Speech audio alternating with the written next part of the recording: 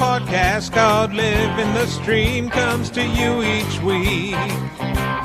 Streaming recommendations during NFL season, it's not just tongue-in-cheek.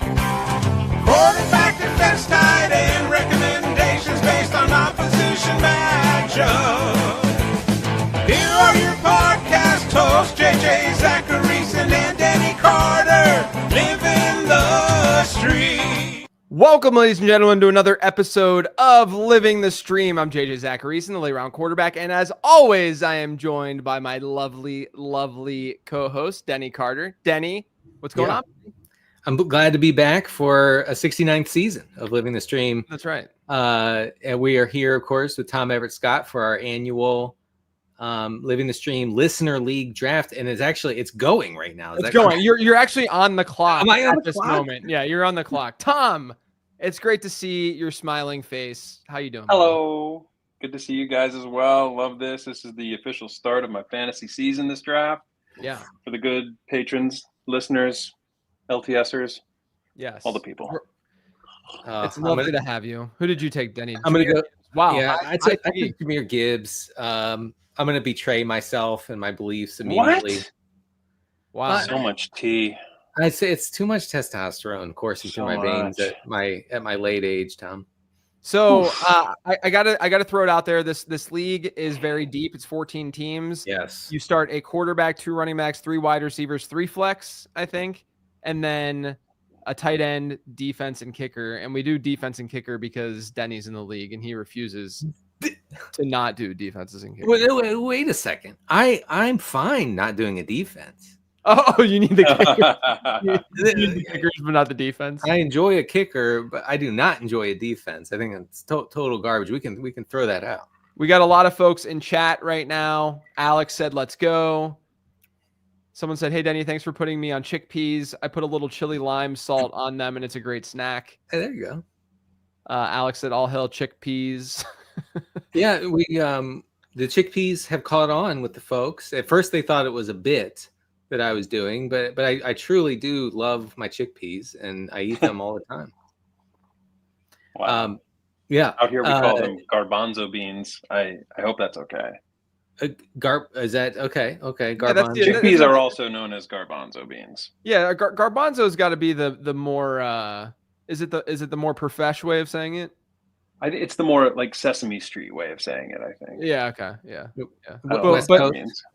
But well, we know. I mean, West Sesame Coast. Street got canceled, so look at that. we say chickpeas now. Yeah, we love that. So, by the way, folks, just while we have a minute here, well, first of all, I'm going 5th. Where's JJ drafting? I'm drafting in the 13 spot, and Tom is in the 10 spot. So we're pretty far. I was actually thinking about this earlier. I don't think we've ever drafted like back to back with one another on these streams. No, I don't think so. Maybe one year. I wanted to quickly mention, folks, that and we announced this on the Living the Stream Patreon. If you want to check it out, we're going to do the show this year on Wednesday afternoons, not Tuesdays, as we usually have done for various reasons, dad life, things of that nature. You're on the clock, Tom. We are going to post the streamers to the LTS Patreon on Tuesdays, however. Yes. So we're not abandoning you completely. We still love our children. Yeah. But we actually have real children who need tending to on Tuesdays, and Tuesdays are very tough for fantasy analysts. So we hope you don't mind Wednesdays this year for the show.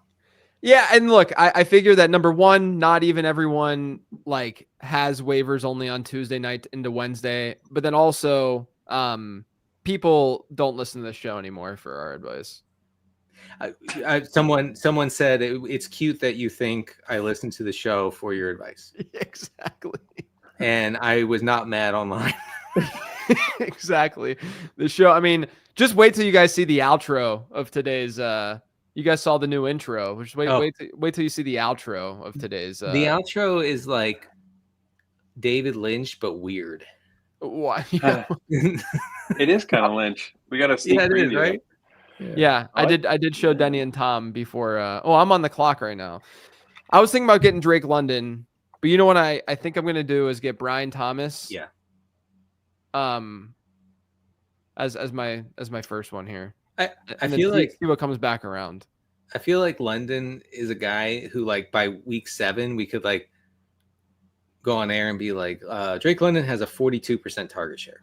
Yeah. Oh yeah. It's like- London. Honestly, because the weird thing is that he hasn't been rising up ADP very much with the Darnell Mooney stuff. Whenever everyone thought that Darnell Mooney would be back week 1, and then Raheem Morris comes out and he's like, yeah, he should be back this year. We're like, what? Like, where did that come from? Yeah. And then, so yeah, I mean, like, I'm definitely very, very in on Drake London. All right, Devon Achane went there. I was shocked you didn't take Achane your pick. Read about the full injury he got going. See, I can't stomach Achane there at the turn, honestly. Right now, I mean, McDaniel's out here saying we're going to be very careful. It's a calf. Our trainers have seen nightmare scenarios unfold with the calf. I don't want any of that. Yeah, I saw that blurb. That seems fair. I don't know. I don't really want to go tight end. I don't really want Genty though either. I don't really want a wide receiver. I have too much AJ Brown already. I'm gonna have to probably just go with Genty and just see what happens. Don't have a ton of Genty. You know what? I might be about to get him in another league. With Genty, you know what? We're going AJ Brown. Are we worried that Genty's fat? I'm not worried that he's fat. I think he's very good. Yeah. I'm kind of hoping that in another league where he's falling a little bit, I'll be able to get him there to get some of my exposure. Yeah. But this is a wide receiver heavy draft, as we know. Wide receiver heavy league. I don't want to fall behind too far. Oh. So I'll get AJ Brown there, who is really, to me, the end of that tier. You know, like maybe you could throw Ladd as part of that, but to me, it's mostly the end of the tier with AJ Brown. Hopefully he's healthy, of course. Oh yeah, it is. It's a hamstring, I think, for AJ Brown right now. Yeah, by drafting Gibbs, I have made it so that I'm going to be dying for wide receivers this entire draft. Right, exactly. Yeah. So I mean, you can't be upset about having Jahmyr Gibbs on your fantasy. Well, I mean, but Gibbs at 5, I did not expect to have a shot at him at 5. Yeah. That's kind of wild to me. I might draft off my phone so that people can just look at the this board. There I go. JJ, you have a little while before your next pick. It's gonna take me off. I have a little while to my next pick. Yeah, so I can talk for days. Can you possibly inform the LTS faithful about your golf carts, because you have reportedly you have bought a golf cart. You are driving it around the greater Charlotte area. Yeah, I have a golf cart now, guys. People who follow me on Instagram, it's a private Instagram account. I'm very forceful with who can and cannot follow me. It's like a personal family account. And so, I have multiple interns that sift through the people who are attempting to follow me.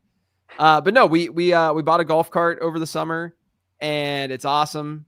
It's got all the bells and whistles. Yeah. We live in an area and in a neighborhood that you can drive them around and not look weird doing so, because there's other people that have golf carts as well. And it's a great time, man. If anyone's ever in Charlotte in the Davidson area and you want a golf cart ride, come on by. I'll drive you. I'll drive you around. I'd love a golf free cart of charge. Ride. It has seatbelts, by the way. Yeah, see, nice. Kitchen was in at my house 2 weeks ago before we went to the Expo. Yeah. And Kitchen's saying I was hanging on for dear life with that cart. But why were you whipping it around turns? I mean, I'm trying to it goes 25 miles an hour, and I'm trying to keep it going 25 miles an hour at all times. It makes it more fun. You're like Vin Diesel. Golf cart. Like I need a golf carts. Yeah, I get it. Does it have music, speakers? Do you blast some tunes while you race got around? Speakers. And I'll tell you what, guys. It's got speakers and it's got Apple CarPlay in it, which now everyone's going to really hate our Patreon. But for allowing me to purchase this golf cart. But I have a playlist on Spotify called Golf Carton. Right? Oh, nice. Apostrophe N, right? That's good. Yeah. And it's mostly just yacht rock. Yeah. So we go around the neighborhood listening to like I got I mean, there's some other stuff on here, but like Tom Petty's on here. And then I get like 90s songs. Like I have like the Goo Goo Dolls on here. Lost Lonely Boys, Heaven, the song Heaven. Or we got Jack and Diane, John Mellencamp. We've got Two Princes, Spin Doctors, some 90s, some great 90s tunes. Good stuff. There's nothing better than driving around just listening to the nostalgic music from the 90s in your golf cart. It's really a great feeling. I made a 90s playlist recently. I only included good music from the 90s. And I listened to it on the way to Holden Beach, North Carolina. Oh yeah. Where it was 113 degrees every day. That was fun. I would imagine so. And when I say 113, this is not an exaggeration. This is actually the heat index was 113 almost. Yeah. Lots of, I had the Spin Doctors, lots of Third Eye Blind. Third Eye Blind. I actually think you would have dug it, JJ. But I wanted to say quickly that my dad had a golf cart when I was growing up. There you go. It was rickety. It was from the 80s. This was like mid 90s, so it was pretty old. One time we were going down a steep hill, and my friend was on the back with me. We were standing on the back where you put golf clubs, Sure, yeah. And that's where we stood. And he goes, "Hey, you dare me to jump off?" And I said, "No, don't jump off." He was like, "I think I can land on my feet." I was like, "You can't land on your feet." That's how John Elway's friend died. Oh my God, really? Yeah. Literally fell off and hit it of the golf cart and hit his head. Oh! I thought you meant like a dare, like a jump. No, I mean, but it was he fell off a golf cart and died. This kid jumped and landed and just went boom, boom, boom, boom, boom, boom, boom, boom, boom, boom, boom, down the hill for what seemed like forever. It seemed like he was rolling for like 6 minutes straight. Yeah, and I thought, oh well, he's dead, but he was okay. But he was good. Yeah. I think everyone has like a golf cart story. Like I remember I was golfing with a coworker. This is in my previous life, like out of college, and it was kind of wet outside, and I was trying to go up a hill, and me and this coworker weren't super tight, but it was kind of like, he was probably like 5-7 years older than me or something like that. And like I was only like 22 years old at the time. So like that age gap, it feels a little bit different than like now, like now nothing matters. But when you're like fresh out of college, the difference between a 30-year-old and a 22-year-old is actually pretty significant, because I'm just trying to get hammered all the time and he's not, right? Mm-hmm. And so we're in this golf cart and I tried to go up a hill, but it was too wet. And it was going up, and then it just stalled, and then it started going backwards. Yeah. And it was going very fast down the hill. And it was almost like a planes, trains, and automobiles type moment, right? Where we're just kind of like screaming, and I'm holding onto the steering wheel, and I'm like, ah, and he's like, ah, we're just going down the hill. And fortunately, it stopped and didn't hit anything, but we were very close to just crushing a tree on the way back down. Oh man, the 6 Miller Lite had hit. Yes, exactly. Someone asked, what format is this draft? To reiterate, it's full PPR, 1 quarterback, 2 running backs, 3 wide receivers, 3 flex, I believe is the actual specifications. I can't easily look because I am sharing my screen. But yeah, man, there's Billy Joel on this. You got the Joker by Steve Miller Band. You got let's see. I mean, there's a ton of songs. I'm just trying to shout the ones that got some Bob Seger on here. That's good. Some Genesis. You don't like Genesis. You hate Phil Collins, so I I'm should have called that out. I'm sorry, guys. Do you have any Steely Dan, perhaps? Yeah. Ooh, nice. Yeah, I think so. I mean, Steely Dan is part of my generic yacht rock list, so I would assume it's on here. But here's the thing: like Avery wants to start adding songs. You're on the clock, by the way, Denny. God. Avery wants to add songs, and so there's been some songs like that she's trying to get some T Swift on there, basically. Yeah, there we go. Absolutely not. Absolutely not. She is a huge Swiftie. Yeah, same with my daughter. 2nd grader, huge Swiftie. We had her open house tonight. She's gonna be in 2nd grade. I'm reaching so hard. I just took Jamison Williams in the. You love JMO, man. I saw you take him in the Apex League at the 2-3. Yeah, I'm all in. Apparently, hopefully he's a player to target for me in the draft guide. Good. The Kitchen said Thong Song was like song number 3 in the rotation for what it's worth. It was not. Okay, who's up? Okay. No, none of us, Zero right? flex. No, none of us. I posted about this the other day because the Thong Song came on the radio randomly the other day, and I forgot how like incredibly, amazingly dramatic that song is. Oh yeah, whenever he's like, yeah, but like there's like an orchestral swell, baby. There's There's a violin. I mean, that man. That part is like, there's got to be. You just picture like fountains happening in the background, and like, Cisco wanted to see that song so badly. It's amazing how much he wanted to see that song. You have to respect it. El also says, I just envisioned JJ riding down the street in a golf cart blasting the Pina Colada song. To be honest, do you like pina coladas? I mean, look, I can't say that I wouldn't do that. You know, it's a fun little. I absolutely would. Yeah. Look, I've curated a good enough playlist. There's other stuff like, you know, like Mr. Brightside's on here. But that was sort of like a throw in, everyone knows the song kind of ad. But like I said, we have I Can't Dance by Genesis as well. There's another. You know, if I have to listen to a Genesis song, it would be that one. You think? That surprises me. Really? Yeah. No, I'm okay. That gets my seal of approval. Yeah, you can shake your hips a little bit to that. A little bit. And you know me primarily, first and foremost, I'm a dancer. That's right. Yeah. As we know. That's my wife. Can I get eyes on this golf carton playlist? Can I get a share? Yeah, do you want me to share? Yeah. Thanks. Yeah.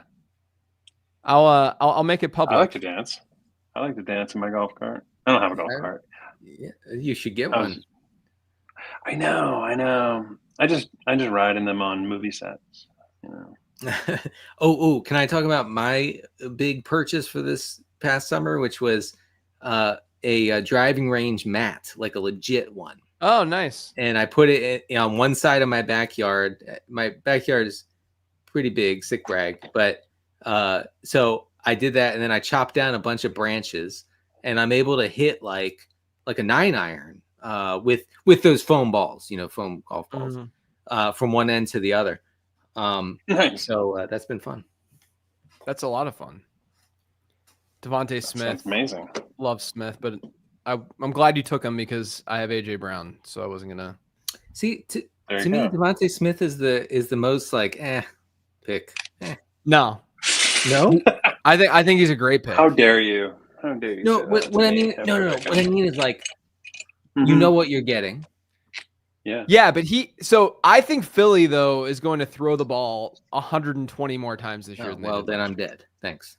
Well, they had the second lowest pass rate of any team since 2011, and Devontae Smith has averaged 14.2 PPR points per game or more in each of his last 3 years. And when one of Goddard or AJ Brown are out, his target share goes up to like 30%. Oh, it's crazy. It's got that contingent upside too. So I think he's being drafted at his like projection, maybe a little bit of a floor, but there's the upside of things happening to his teammates, which not all, like Cortland Sutton doesn't have that kind of contingent upside. Other players who. No, Cortland Sutton just relies on scoring 18 touchdowns a year. Right. Which, good luck with that. I don't know who I'm going to pick. I'm not wanting to get a quarterback. Do I want to get? I might get weird. I might get a wide receiver first.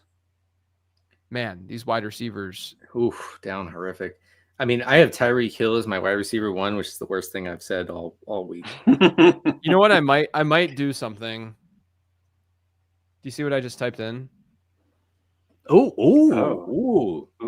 That's. I mean, look, if you want them, you have to take them here. Right. That's the thing about 14 team drafts with a bunch of sickos. You know what I'm gonna do? I'm gonna probably go. Oh, you bastard! No, don't do it. Not my boy Ridley. God. All right, we're gonna see what happens here at the turn and see. I don't even know if Left Wing Slappy is watching this or not. So they could. Is this live? Yes. It's live. It's okay. It's live. But there's someone else that I want to take too. So hopefully I don't get double sniped here. If I get double sniped, I'd be pretty shocked because I'm reaching for this next pick regardless of who it is. Wait, double sniped? How do you get double sniped? Well, he's at the turn, and I have two players now. Oh, I see what you're saying. Yeah. He's probably a little salty since you didn't get him the 101 like he requested. So JJ is going full 0 RB, bro. Oh yeah. I mean, potentially not. You don't know who my other pick is. We'll see who I think it's Brad who's at the turn because he's got something going on. And we were able to switch the draft around for Brad allowed us to do that. So thank you. Okay, after your turn, I if you don't mind, I want to read some of my 90s playlist, and you guys can excoriate it if you want. Okay. While we're waiting, real quick, Tom, I was wondering if you could give a quick shout out to my niece Lola, who's a big fan of your show, The Summer I Turned Pretty, which has entered its third and final season. I believe she's a big fan of the show. Can you say, "Hey Lola, what's up"? Okay, I'll give it a shot. Hey Lola, what's up? It's Tom Everett Scott from The Summer I Turned Pretty. I know you hate my character Adam because he's such a jerk. He is. I'm just curious, Lola. Are you Team Conrad or Team Jeremiah? Oh, I'm gonna have to get this answer from her. I'll get back to you. I took a Emeka Egbuka. I'll wait. There was one other guy that I was thinking, and I'll shout him out whenever he gets drafted. But yeah, I'm going Egbuka. Egbuka is gonna go crazy. Here's my thing. Why shouldn't Emeka Egbuka be in a similar tier as Teteroa McMillan at this point? Oh, absolutely. Right? Like I don't. It's a more attractive offense. Not that I like the Panthers a lot this year, and I like McMillan a lot this year, but it's a more attractive offense. His biggest competition is now 30-year-old Mike Evans, who has had soft tissue injuries seemingly every year, hamstring injuries the last couple of years. Chris Godwin, I mean, he's not even running yet. And right. Jalen McMillan's going to be out more than likely until like week 9, week 10. Right. So what are we like? He's the number 2 wide receiver on this team. And I don't think it's that, and he's good at the game. He is good. Baker Mayfield likes him a lot. Baker Mayfield really good at throwing to the slot. I saw some of his stats I mentioned on the Roto World Football Show the other day, as far as accuracy goes. So if he gets that slot role full time, he's going to cook. Yeah. Also, I'm also drafting on vibes in this draft and off of the draft, the sheet that they have in the Yahoo room. I'm not looking at my rankings at all because it's kind of difficult to. So there might be players that I slip up on and, don't take the right guy, but it's more fun to do it this way. It is more fun. It's a fun. Then I have an excuse when I lose. Yeah, right. It's a built-in. Like I wasn't even trying, guys. Right. What can you do? Hey, did you did either of you guys hear the crazy Expo story that happened with me this year? No. So we're at the first event. It's at that area, Denny, like the center area in downtown Canton. Yeah. I don't know how you would describe it. It's like an outdoor area. It's like a promenade. Is it a promenade? Is that the right word to describe it? I believe it is. Is that an okay word to use for it? I think it is, yeah. But it's like an outdoor area, and there's like a bar there that's indoor-outdoor bar. So like they can open the walls basically to make it outdoor if it's nice out, and it was nice out. The Browns are playing their original or their first preseason game. And I'm, maybe like 4 or 5 claws in, which is enough for me these days. Mm-hmm. And that's, enough. That's enough. I walk over and David Kitchen's there. And he goes, JJ, you would never believe this. So apparently Kitchen went up to a group of Browns fans and he was commiserating with them because he's a Titans fan. And so he could say, it sucks that you're a Browns fan. I'm a Titans fan. I know how bad it is, whatever. Yeah. Turns out the people he was talking to, it was Harold Fannon's mom. No. Yeah. And so, okay, really? So this is where it gets embarrassing / hilarious. So Kitchen goes, JJ, get over here. It's Harold Fannon's mom. I was like, what? And I mean, you're 4 or 5 White Claws in. Your mind is blown. You're just out of this world. What is going on? And so I walk over and, I introduce myself or whatever. And like Hutchinson Brown is there and Kitchen's there. And I think someone else was there. And they were like, yeah, JJ's great at like he has a prospect model. And like, you could talk to him about like the prospecting and stuff and like about Fannin. And the first thing I do though, is that I look at Harold Fannon's mom, and like I get, I'm reading the room a little bit whenever I do this as well. Denny, you're on the clock for that. I got you.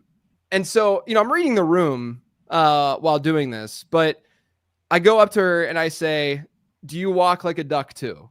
Oh, wow! Was the first thing I say. Wow! And she responds, and she starts waddling like a duck, saying, "Who do you think taught him how to do that? Now the defenders don't know which direction he's going." You guys must have gone crazy.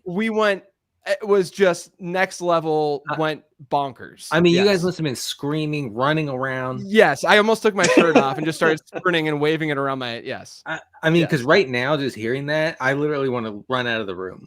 It was amazing. It was incredible. I spent the next 10 minutes talking to them about how Kevin Stefanski needs to run more 12 personnel and use Fannin as their primary slot. She knows analytics. What can you say? It was great. She was awesome. She could not be cooler.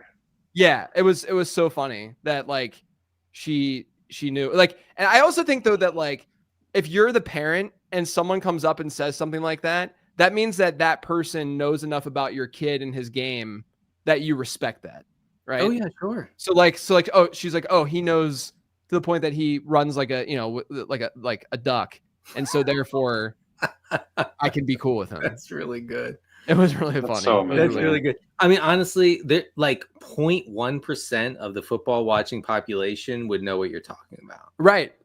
If that and she was in the one place in America where everyone knew Harold Fannin. And honestly, like I'm going to tell the Living the Stream listeners, don't feel bad if you're completely lost here. Harold Fannin is a small school prospect drafted by the Browns.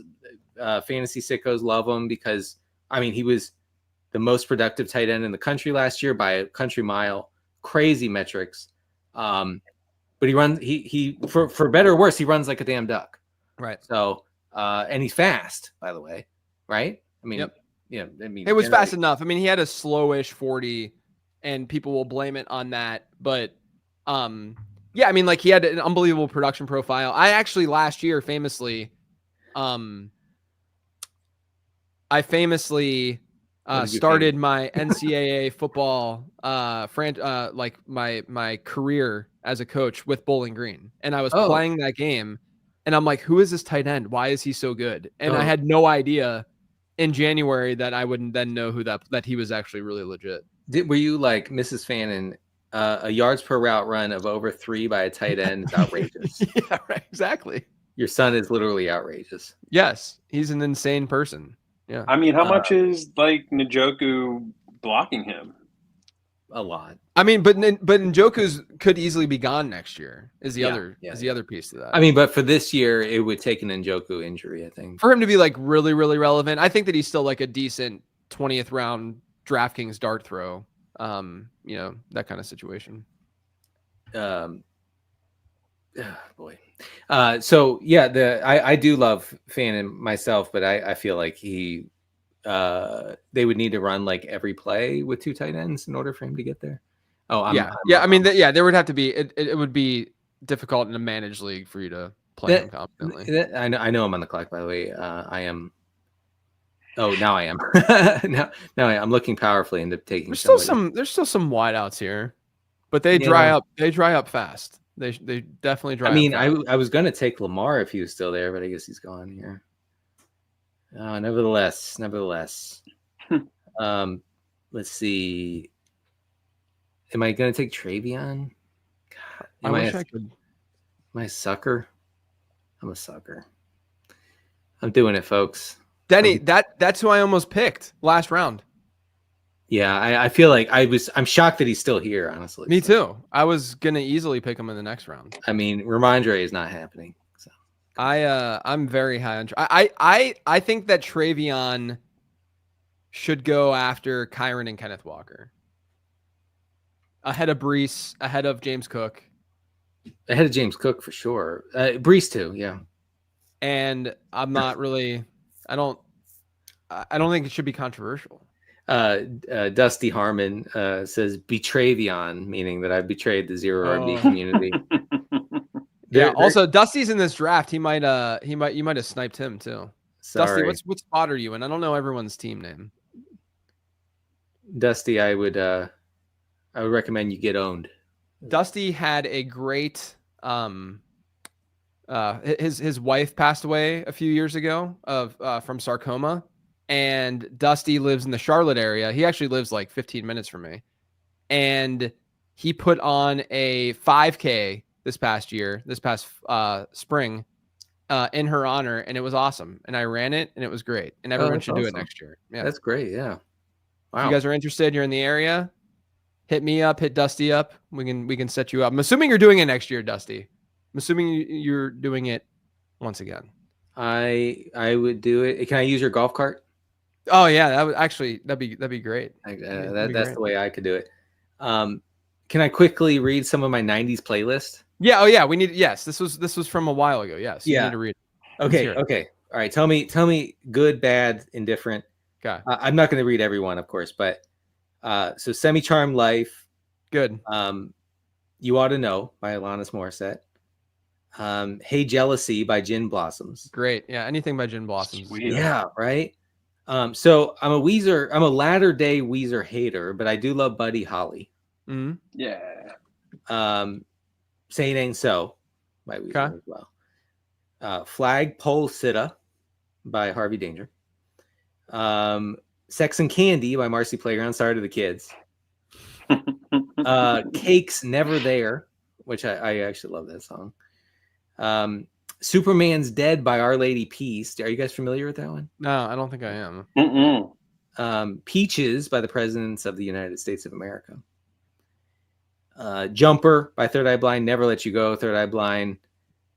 Santa Monica by Everclear. You guys know that? How's it go? Yeah, I'm not gonna sing it. Come on, sing it, Denny. Can I play it, or are we gonna get sued? You need to sing it. I don't know. I literally can't think of it right now. Desperately Wanting by Better Than Ezra. All right. Daughter by Pearl Jam. Tom's thinking. He's on the clock now.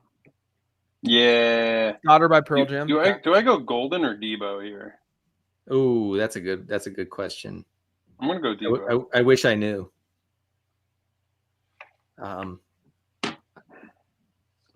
I can't draft Debo. I just can't. I think wide receiver one. I honestly think that they might use him. I think that they might use him more. Well, actually, they've said that they're not going to. But,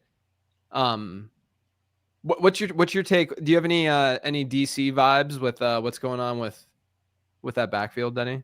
Oh God, didn't know how you were going to end that. No, we're not. There's no I do have some vibes. With the backfield. Oh, well, I did a piece for Roto World last week where I talked to Ben Standig, who's a longtime beat writer for the Commanders. Mm-hmm. And he had some good takes on JCM, Bill, as the kids are calling him. Mm-hmm. And or as he calls himself, I should say. And he said like his one cut ability is really, and his explosiveness is something that separates him from Brian Robinson. And he said this before the team basically like committed to parting ways with Robinson. Yeah. I mean, there's been so much steam for Krosky Merritt since like May. Like it's been around for a while. I've been drafting it. Like, I'm not saying this in hindsight. Like I was drafting him a lot in like the 20th round of best ball drafts, even though he didn't look amazing in my prospect model. You know, if a dude is athletic enough, sometimes it doesn't matter. He also had really good like peripheral numbers too. He did. Yeah. I mean, we're like shockingly good. I didn't expect that. So anyway, Ben Standig said, look, the team really likes JCM. They're kind of done with the Brian Robinson experiment.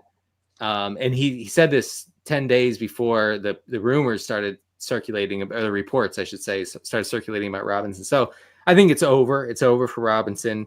JCM could be fun. Yeah. I faded Robinson, and again, I made some really bad mistakes too. But I was fading Robinson because I just don't think that I think he's mostly a jag, and he doesn't catch passes, and I'm a sucker for pass catchers, which is why I just drafted Alvin Kamara. That's good. You know what? I've been fading Chuba most of this offseason. I don't have a ton of interest, honestly. And I might just draft him here to get exposure. Oh, I love it. That's my favorite excuse to draft someone is exposure. It's just this is going to be the only time I draft Chuba Hubbard.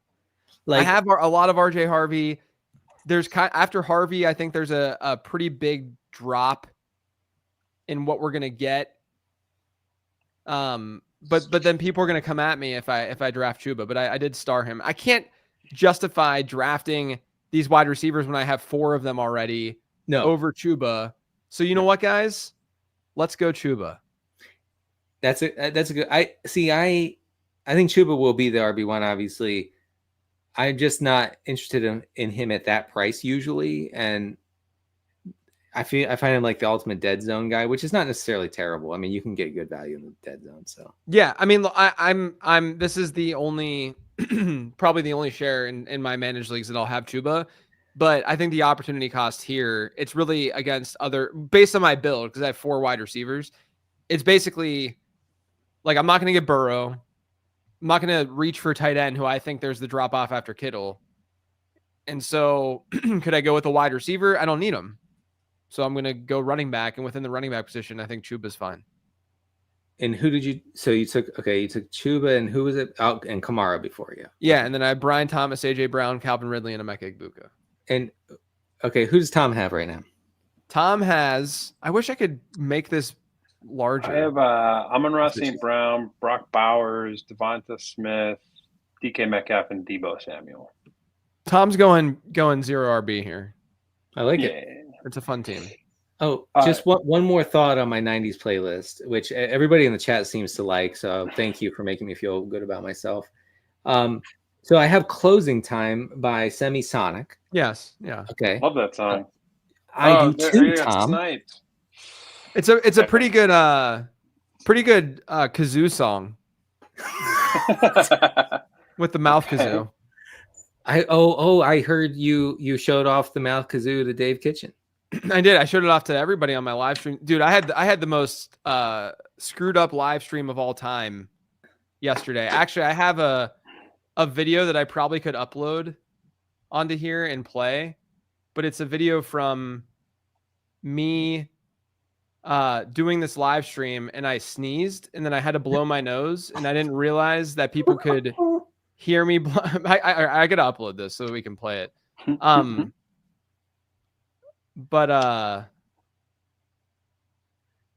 So you sneeze during a live stream, which is always a great. That's a great move. It's not the right file type. That's a shame. Yeah, and my microphone picked it up, and it's just the most obnoxious elephant nose trumpet that you've ever heard in your life. And it was pretty embarrassing. That's good stuff.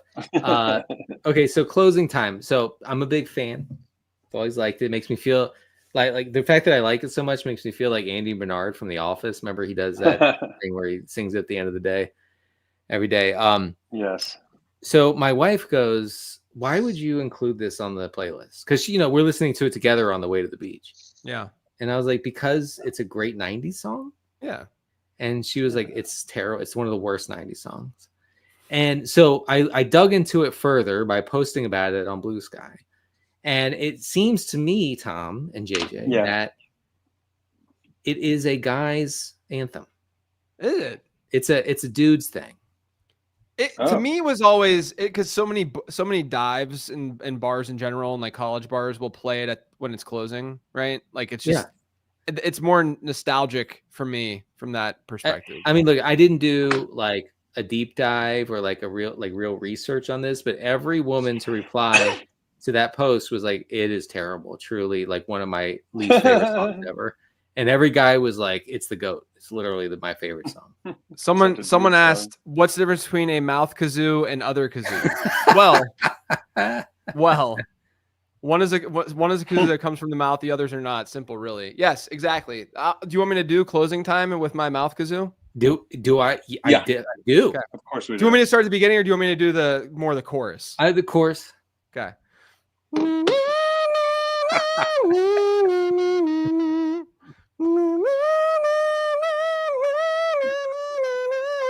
There we go. That's pretty good. Totally unhinged. I like it. Yeah. I know I'm up. Everybody just relax. Everybody shut up. 17 seconds. I'm fine. I can't believe you guys let me have Chuba Hubbard. What a cuck pick. You shouldn't have said RJ Harvey out loud, man. I know. That's the downside. That's the downside of doing this. Sniped. This. I have a question for you, JJ, since you got me sniped. Yeah. If you're feeling so strongly about Trevion, yeah, and I love him. Wait for the update. I just realized I have 3 Lions. Yeah, he's gonna be because the way that I do rankings is I try and people either do rankings in one of 2 ways. Denny, you could back me up, or maybe you disagree. But you can do rankings from a perspective of like, this is just straight up how I would draft these guys. But I try to do it in a way where I'm factoring in ADP to some degree so that people can literally draft off of the rankings, right? And feel and extract value that way. I try to be like, you're still going to see who I'm higher on and lower on just naturally, but I don't want to like get too far ahead of myself because then it could really screw people over because that's not the way that you should draft is based off of that. So like some because you could reach and get somebody without value. And some fantasy analysts will say like, hey, use your brain and, extract value, which, I write about that in the draft guide. So like, yes, agreed. But I know that some people would rather just kind of like go more methodically with it and be able to find values that way. Yeah. So as a result of some of the steam coming with Trevion, I want to like stay, and Emeka Egbuka is going to see a massive jump too. I want to stay ahead of the market, and I've been ahead of the market with those guys throughout, but I want to continue to stay ahead of the market, as even more reflected in your rankings. Right, exactly. Yeah, I got you. That makes sense. I mean, do you guys what do you recommend for people, because you guys are advanced home league guys? Should home league guys be looking at ADP and rankings at the same time while they're drafting their home league drafts? Yeah, but whatever draft are you saying home league like you're in a live environment and you're putting stickers on a board? Yeah. I would use like Fantasy Pros, like some consensus aggregate, football guys, wherever you get the consensus aggregate ADP, and then that way you can have a general idea of where things will go. But yeah, you're gonna have to probably the ADP gets thrown out the window at least a little bit, because people are just wild. Like I remember grabbing their guys. Yeah, I'm in a local league and we do it live. And I remember 2 years ago, someone took Dallas Goedert at the 2-3 turn, and I'm like, what is going on right now? And I say that, and we're all like, whoa, that's weird, because Dallas Goedert has never been a 2-3 turn player in his life. Right. So never. Yeah. I took Laporta there, and that was a terrible pick. I want to apologize to everybody for that. You're just you have 3 Lions on. I know. I'm done. What am I doing? Charbonnet going here is somebody really reading the tea leaves. I think my blurb today on Roto World may have influenced that. Is it the quote yours? about them wanting to, or like seeing it like a 1A 1B thing? Well, then like Clint Kubiak was like, I want my running backs to be available first and foremost. Yeah. And Ken Walker has practiced for 4 days this month. Yeah. Yeah. Well, it's totally over for Walker, I think. Oh, and then so Alex Newman, among others, has said that Denny's I'm now required to draft Jared Goff to complete this line stack. And I would in best ball, but I feel like that's like a really suboptimal move in redraft right now. You don't need to, at least, yeah. Some will say that it's still like, it just depends on how much variance you want to take on. It depends on which other quarterbacks are available, honestly. Yeah. For me. I'll tell you what, I've been doing a lot of super flex drafts recently, and waiting at quarterback is awesome this year. And it's pretty good. In super flex especially, because a lot of teams, what they'll do is they'll get either the anchor at quarterback and then they feel good for a while, or they will just get 2 of them. But since some of the teams are only going to get the 1 and then they'll wait, that means that you can wait as well. And I'm in a league where it's Mike Clay's going deep league, so you get you start super flex. So it's 1 quarterback, 1 super flex. So it's a 2 quarterback league essentially. 3 running backs, 6 wide receivers, and 2 tight ends. So it's a really deep league. So like wide receivers matter a lot because you're starting 6 of them right now.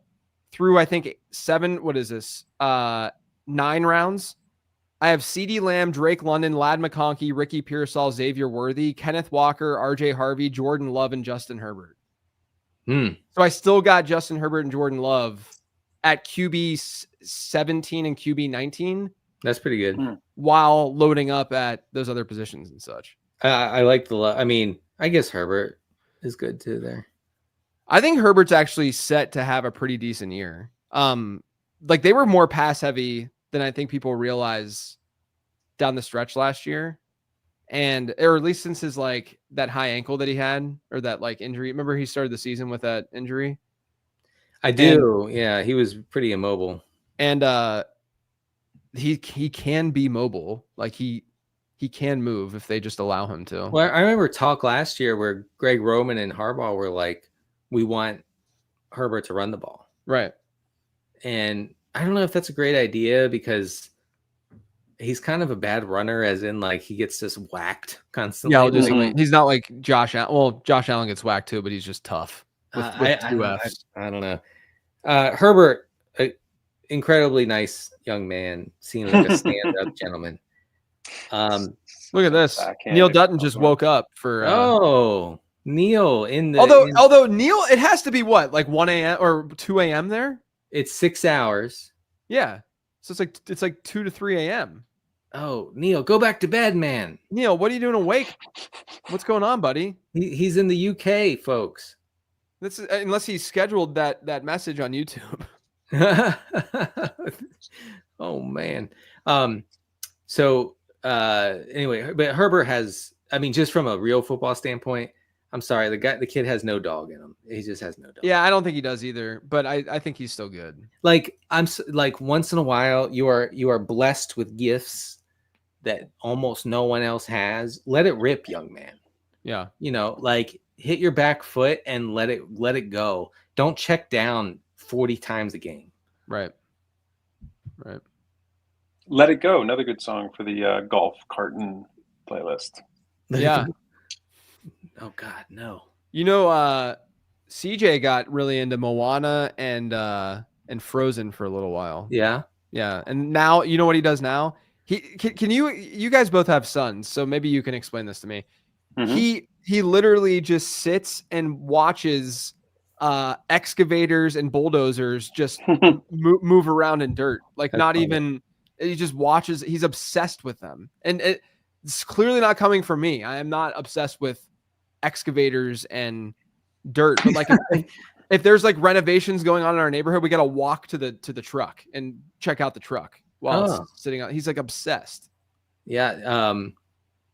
Xavier, my son had a big Bob the Builder phase and other related things where there were lots of trucks going on. Yeah. And it's funny because like me and my wife like were pretty committed to like buying him whatever kind of toys he wanted, you know. So like, and we like warned our parents like if he wants like a Barbie doll, we're gonna get him a Barbie doll. Like that's not a question. Like that, you know, whatever he gravitates toward. And they were like, oh God. And then of course he gravitates toward the, you know, toward the boyish stuff, the typically boyish stuff. And I told you. Yeah. Like, Xavier, you blew it. I'm going to take Christian Kirk. Oh. I think they're going to use him a lot in the slot there.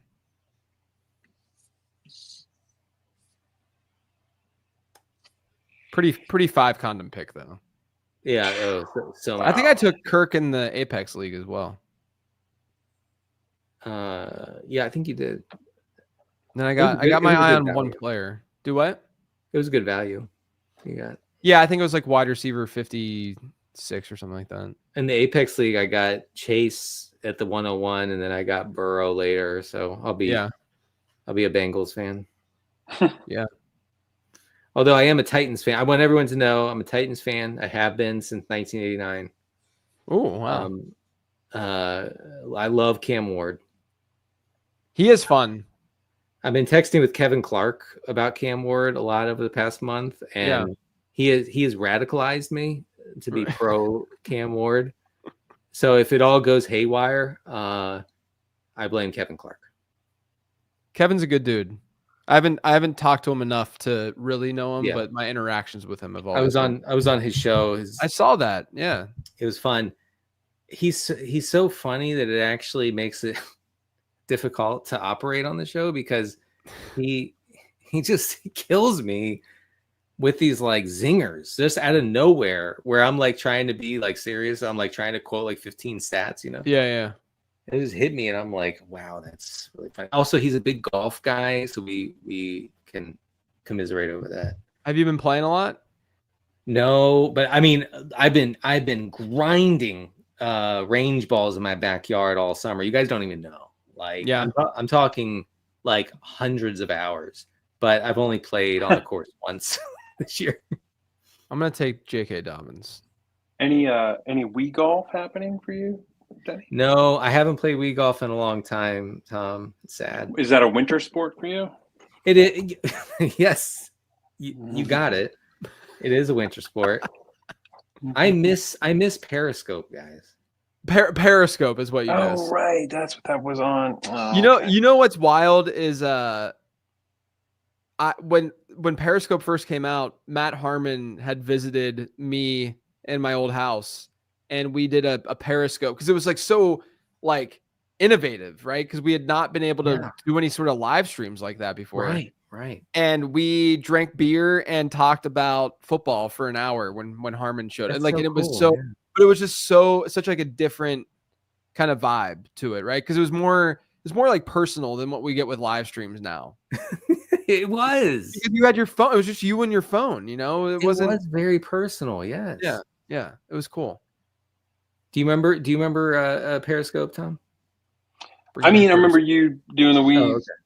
Golf on there, but I didn't really pay any other attention to it. I loved that thing.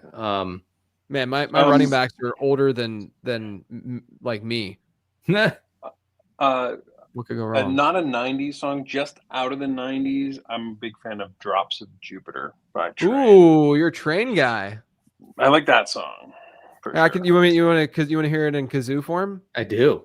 Okay. The ladies, by the way, love Drops of Jupiter. As opposed to closing.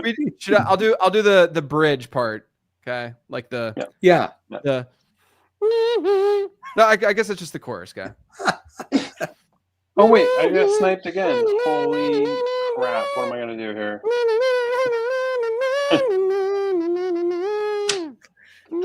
This is good stuff. It is good.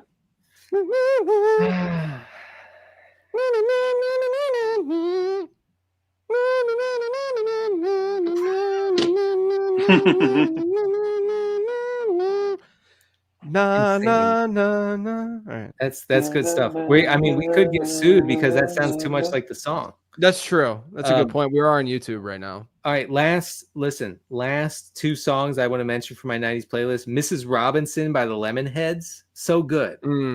Crazy good. That breakdown at the end is crazy good. And then Down by 311.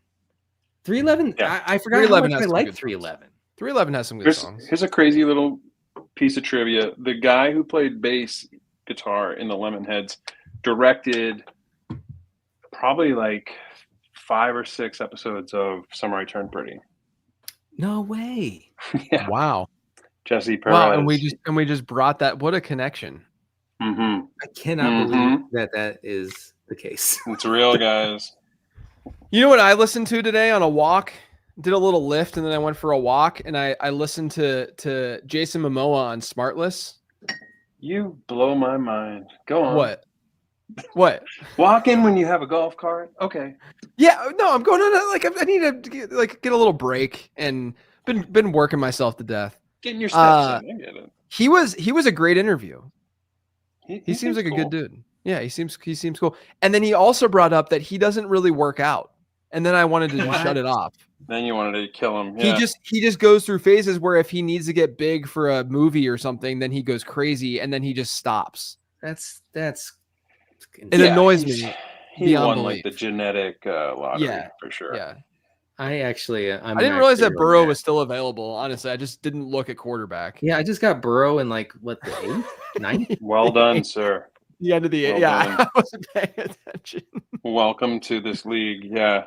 I was like, wait, what? Kitchen makes fun of me because I went for a 5-mile walk the other day. Yeah, I've done that all the time. I do that so all the time. kitchen, you need to continue to question JJ's walks because he casually will say, I went on a 4-mile walk the other day, and I'm like, what do you mean you went on a 4-mile walk? You gotta just get out, listen to a show, and really immerse yourself in nature. Like, are you good? Like, are you like that's a long walk? Yeah, but you gotta feel a little sweat. You gotta feel.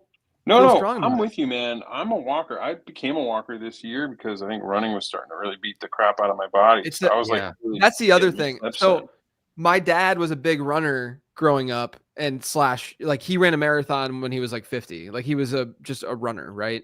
And he's had like knee issues and hip issues and all kinds of issues now that he's older. And I don't want to get like that. So I'm no longer going to be a long distance runner. I'll do like 5Ks and 10Ks, whatever. But I'm not going to be doing halves or anything like that anymore. And I do the Peloton a lot still because it's lower impact. And then I walk. Yeah. Walking. I've been walking a lot. So Tom, you're a walker now. I am. Until recently, I was walking backwards on a treadmill because someone told me that was good for you. And someone asked me if this water bottle on the treadmill next to me was mine. And I turned to look at what they were talking about, and I stumbled on the treadmill because I'm not used to walking backwards and talking to people. And I think I broke my foot. I think I have like plantar fasciitis. That I think I went to Hawaii with the missus, and my foot hurt so bad the whole time. Dang. Feel bad for me, guys. Feel bad for me. My foot hurt in Hawaii. And so I've just been icing it, taking Tylenol and Advil all day long. By the way, I realize that this is going to be a podcast this episode, and I haven't read out any of the picks. Yeah, let's read some picks. Do you want me to? Okay, I'm going to do the entire draft. Okay? Oh my goodness! Wow, so that everyone can just be caught up. Okay? It's going to be like We Didn't Start the Fire, but with the picks of this draft. I'm gonna close my eyes. Jamar Chase, CeeDee Lamb, Bijan Robinson, Justin Jefferson, Jahmyr Gibbs, Saquon Barkley, Christian. No, I'm done. We're not doing that anymore. Saquon Barkley, Chris McCaffrey, Nico Collins, Malik Neighbors, Amon-Ra St. Brown, Derrick Henry, Drake London, Brian Thomas Jr., Puka Nacua, Devon Achane, AJ Brown, Chase Brown, Ladd McConkey, Brock Bowers, Jonathan Taylor, Ashton Genty, JSN, T. Higgins, Tyreek, Garrett Wilson, Devontae Adams, Bucky Irving, Trey McBride, Amarian Hampton, George Kittle, Marvin Harrison Jr., Josh Jacobs, Jamison Williams, George Pickens, Mike Evans, Tedero McMillan, Kyron Williams, Devontae Smith, Xavier Worthy, Kenneth Walker III, Calvin Ridley, Terry McLaurin, Chris Olave, Egbuka, Travis Hunter, Waddle, DK, Cortland Sutton, DJ Moore, Josh Allen, Roma Dunze, Jacoby Myers, Ricky Pearsall, Stephon Diggs, Jaden Daniels, Jerry Jeudy, Juwan Jennings, Tony Pollard, Lamar Jackson, James Cook, Travion Henderson, Rashee Rice, Zay Flowers, Breece Hall, Jalen Hurts, Debo Samuel, Matthew Golden, Jordan Addison, Alvin Kamara, James Conner, Jaden Reed, Chuba Hubbard, Josh Downs, RJ Harvey, Khalil Shakir, Michael Pittman, Aaron Jones, Isaiah Pacheco, Keon Coleman, Sam Laporta, Luther Burden, Rashid Shaheed, Tyrone Tracy, Chris Godwin, Zach Charbonnet, Jordan Mason, Jalen Warren, TJ Hawkinson, Marvin Mims, Rashad Bateman, DeAndre Swift, Cooper Kupp, David Montgomery, Travis Etienne, Keenan Allen, Adam Thielen, Christian Kirk, Jaden Higgins, Caleb Johnson, J.K. Dobbins, Tank Bigsby, Cam Scattaboo, Jaden Blue, Austin Eckler, Darnell Mooney, David Njoku, Braylon Allen, Joe Burrow, Demario Douglas, Josh Palmer, Cedric Tillman, Drake May, Kyle Williams, Wan'Dale Robinson, Tyler Warren, Patrick Mahomes, Evan Ingram, Tucker Kraft, wow, tight end run. Brendan Ayuk, Mark Andrews, Travis Kelce, huge tight end run, and now we're on the clock. So I named all of them, so no one can complain. All right, now name them backwards. Right. I took Ingram because he's just gonna see 130. Look at this JCM pick by Tom. Come on. Oh, you're an animal. Look at that. Crazy. That's good. I mean, I just can't justify any of these wide receivers right now. That's why I took the receiver. It's apocalyptic at receiver right now. Yeah, it's rough. So JCM will be what, your RB like 3 or 4, Tom? RB3, but That's I have good. crap RBs with Jaden Blue and Travis Etienne. What a team! Hey, I love builds like this because I like to see how they all. I like to watch them unfold, like as the season goes on. Justin Fields just went after JCM. Wait, so Dave Kitchen's asking if Tom has a weighted vest. Does that imply that JJ wears a weighted vest when he walks? Yeah, I remember like we talked I 2 don't. years ago. No, I don't anymore. But we talked like 2 years ago. I was way ahead of the game with Rucking. I talked about Rucking. Thanks for on asking, this show. David Kitchen. I love you, David Kitchen. I'm a big fan. I was asking, or I was talking about this on the show. I'm going Bayshall Tootin', baby. My boy. Yeah, it is your boy. I was talking about Rucking so long ago that we had a clip from the show 2 years ago called "What the Ruck," and it's on the YouTube channel. And and I was walking in a weighted vest, and now everyone does it. It's because I read Peter Attia's book really early when it came out, and he's the one who really popularized it. Yeah. Because of his longevity work. I've thought about doing it, but now with this plantar fasciitis, I should probably hold off on the weighted vest. Yeah, I would say so. Yeah, I mean, it's not a bad workout. I've been really trying to the last few months. I've been lifting more because there's just such importance to gaining muscle and having muscle. So I've been trying more to pump some iron. So you're bragging about Rucking. No, there's no bragging. I'm giving you an update on what my thing is now. I'm trying to imply it's a sexual thing. Sorry to the kids. No, my workout now is I lift 3 days a week and then I alternate cardio with lifting. That's my. What are you lifting? Rocks? What do you? No, I have some dumbbells and I have a bench. That's my no barbell though. No barbell. Just dumbbells with the bench. Oh man, you're probably. It's actually it's in my office. Oh, I'm on the clock, and I use the bench now to. I gotta make my pick. I use the bench now, like whenever I game with the boys, I just spin it around and just use that as my chair for my TV. All right, I don't really want to take a quarterback. But the wide receivers are who's the top quarterback right now? Are doo-doo. So right now, quarterbacks Purdy, Nix, Prescott, Mayfield, Kyler. Ugh. I mean, what are we picking right now? I probably should have just waited for Cam Ward in the. You know what? I might take Brian Robinson and see if he goes somewhere. That's not a bad idea. You dare me to do it? I dare you. Get crazy. I don't have like any B-Rob, so team exposure over here. Just team mid running back is really what this is. That's okay. So I've been saying on the Roto World Football Show, and they've literally been like cutting my mic over it. That Chigo Okonkwo is going to be. He just went at the 129th. I love crazy how you manifested that. That is really weird though that you just said that and he got drafted. Yeah, that's a pretty early Chig pick. It is, but he's going to be a thing. I mean, it's an early Chig. It was Dalton Kincaid, Colston Loveland, Chig Okonkwo. But yeah, I mean his someone Luke just asked how many White Claws did JJ have before this draft. What's wrong with this? My team. I'm gonna win, folks. Do not insult our host team. Whatever. Chig, didn't Chig run a route on like 100% of Cam Ward's dropbacks in their preseason game? Yeah. Oh, he's gonna be out there for like 95%. Yeah. He's in my draft guide as a late round dart throw. He commands targets at a pretty good clip. Yeah, he's going to be. I mean, I hate to. Here's also something else I have to say about my Titans. I've been a fan most of my life. Tyler Lockett's going to be a thing. It's going to be fun. He's going to be fun. Cam Ward's going to make Tyler Lockett fun again. You don't like Alec Iamaner?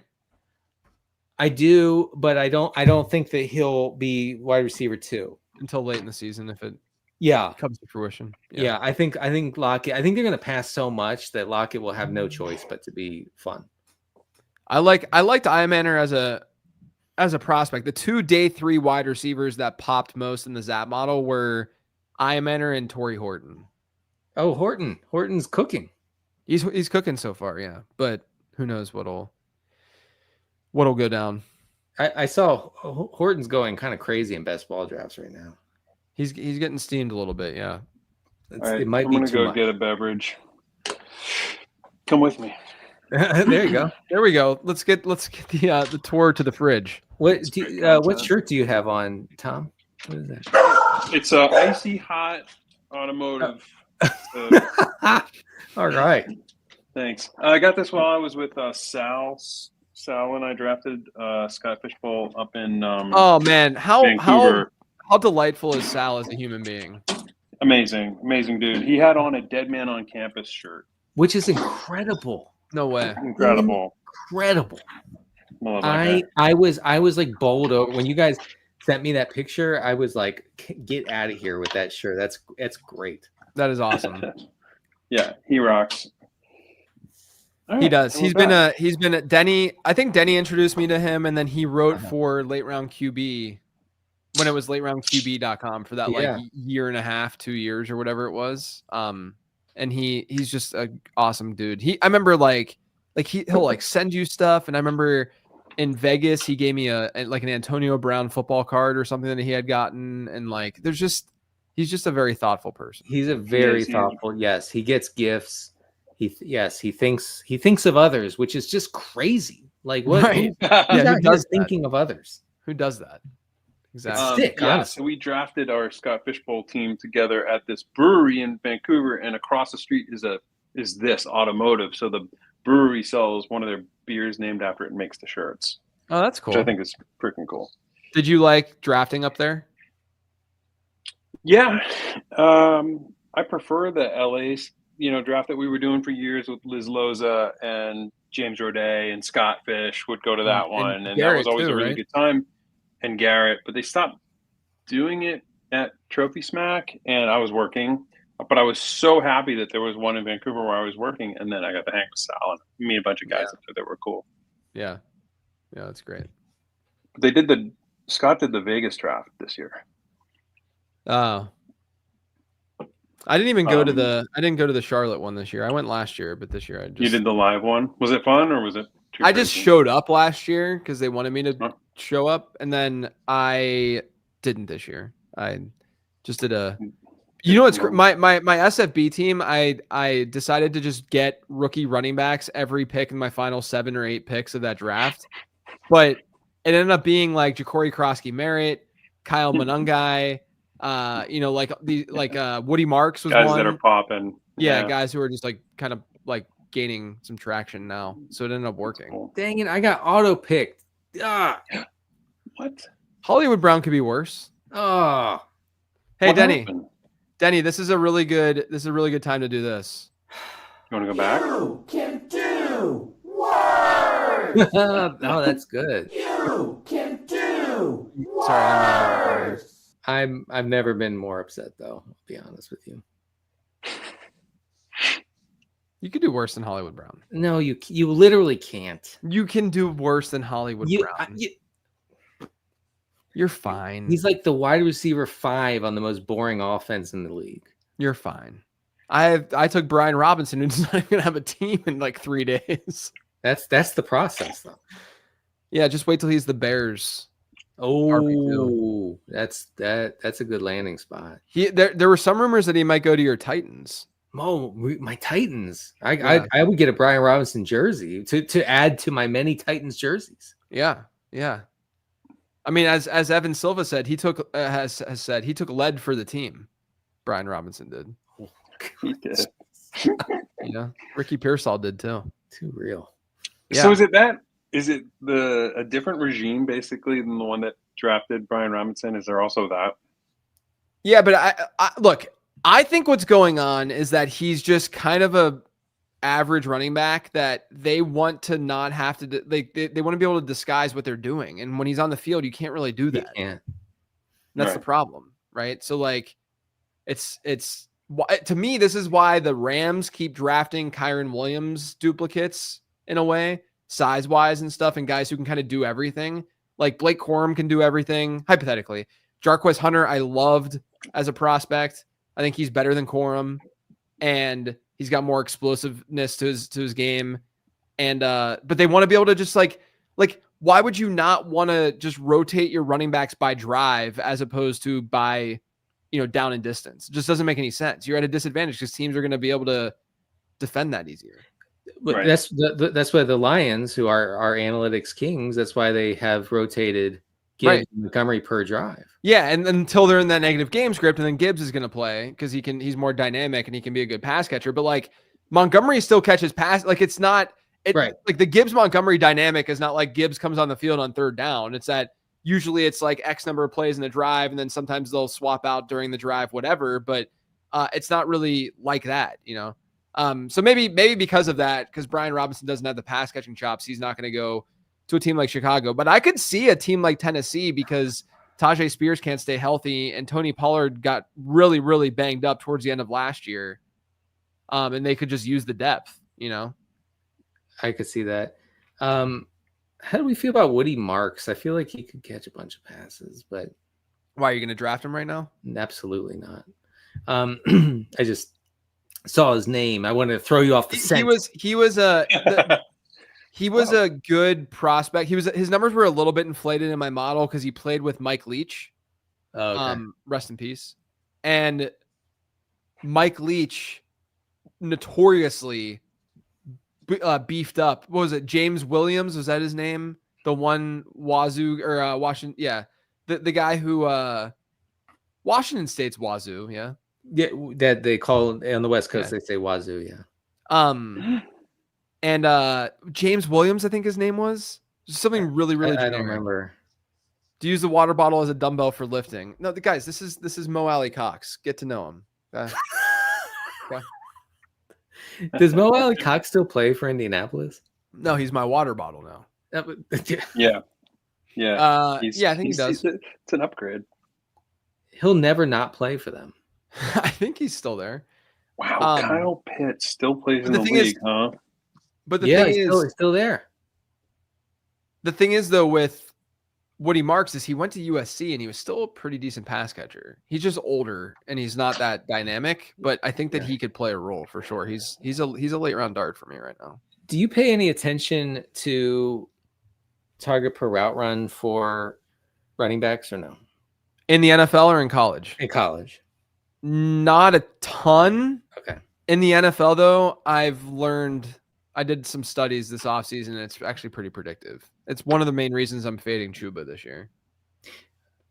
I believe I read that in one of your pieces of content. Yeah. And like Ramondre was really low, and then lo and behold, they go like all these players who were really low in efficiency as pass catchers, their teams did something like the Panthers go out. Yeah. Rico Dowdle, who can play 3 downs, and then they draft Trevor Etienne, who is literally a pass catcher. Like that's what he does.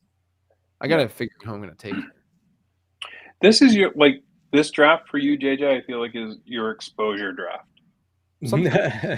This particular one is a pretty good exposure draft. Although the first 4 I like a lot, and then Kamara I haven't gotten a ton of, not by choice necessarily. Chuba I don't get a ton of. Brian Robinson I don't get a ton of, but I like the other guys. Yeah, I mean, really, JJ is exposing himself in this. Yeah, so get on this video, guys. And that's why people click. Let's see who's here.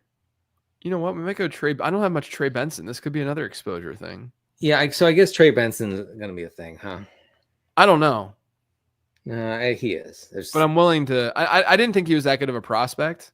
No, he was not a good prospect. And last year was like a literal catastrophe for the guy. Yeah. Yeah. But he had a long run the other day, so I guess he has some big playability in him. He's back. I don't know why I'm taking so many running backs. I have 6 running backs on this team. This is an 18-round draft, guys. And by the way, so it's 3 flex spots each week, right? So that's right. Basically, I'm going to be, good Lord, I'm going to be starting 2 tight ends, Ingram and Laporta. And I'm going to be starting Hollywood Brown. Are you kidding? I'm smoked. I'm done. Tom, how could you do this to me? You're tilting. Oh, I should have taken Trey Harris. Wait, how am I responsible for you taking Hollywood Brown? you were talking my ear off. That's why. You know what I'm going to do next? I'm kidding. I'm going to take a rookie wide receiver next.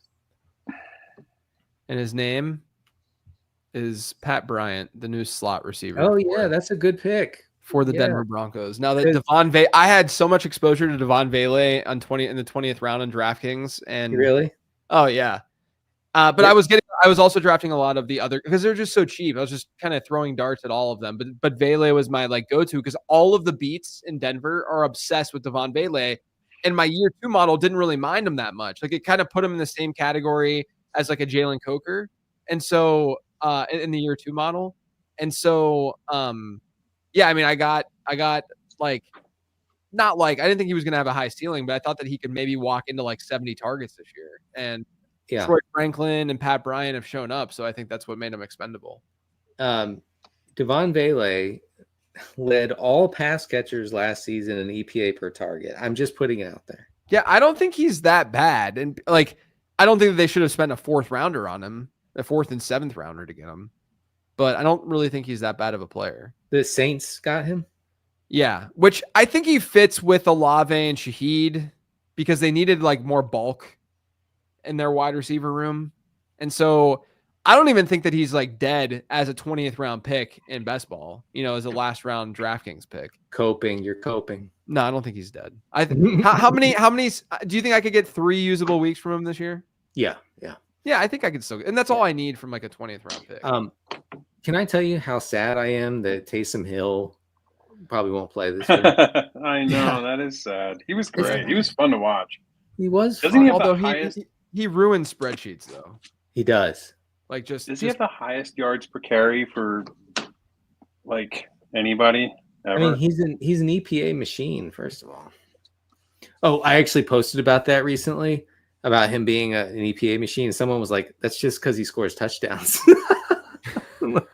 yeah, he does. Like that's bad. Okay. Sorry, so if you take away his touchdowns, he doesn't score any touchdowns, which is weird. Oh man. All right, what are we doing here? So I'm up in a few picks.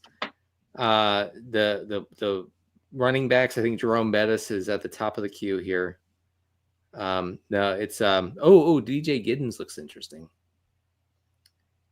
I like Giddens. I don't care what JJ says. I like Giddens. I'm kidding. he was one of my favorite day 3 guys pre-draft. Okay, can I tell you my 20th round pick on DraftKings this offseason has been Deontay Johnson. Yeah. And I see a report. Coker was a good pick. I could have gone Coker too. I see a report yesterday and it says Deontay Johnson probably won't make the team. Yeah. There's been really weird. I was actually talking to Kitchen about this earlier today.